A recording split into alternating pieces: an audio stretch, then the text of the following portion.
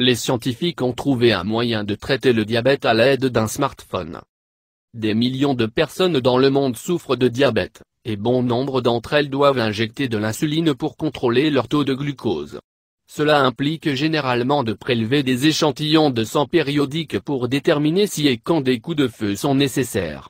Bien que cette approche fonctionne, ce n'est pas optimal, car les tests et les injections peuvent être incommodes et parce que des pointes ou des gouttes de glucose imprévues peuvent se produire en raison de divers facteurs tels que les types ou la quantité de nourriture consommée ou l'exercice physique.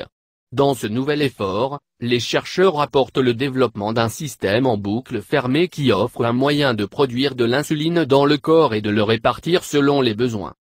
Le nouveau système de l'équipe en Chine impliquait des cellules ingénieuses productrices d'insuline pour faire leur travail lorsqu'elle était éclairée par une lumière infrarouge.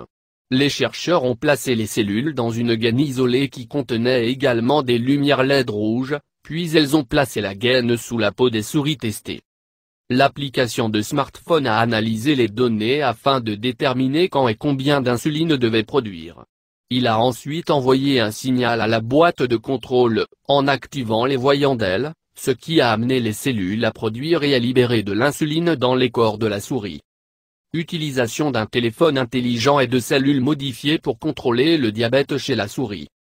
Les chercheurs ont créé des combinaisons biocompatibles de cellules d'ingénierie et de lumière LED. Une lumière lointaine des LED a déclenché les cellules pour produire des hormones pour maintenir le taux de sucre dans le sang. Crédit, Shanghai Laboratory of Regulatory Biology. Les chercheurs ont testé leur système avec des souris sur une période de plusieurs semaines et déclarent qu'il a réussi à maintenir les niveaux d'insuline. Ils notent que leur travail représente une étape importante vers la création de tels dispositifs à utiliser chez les humains.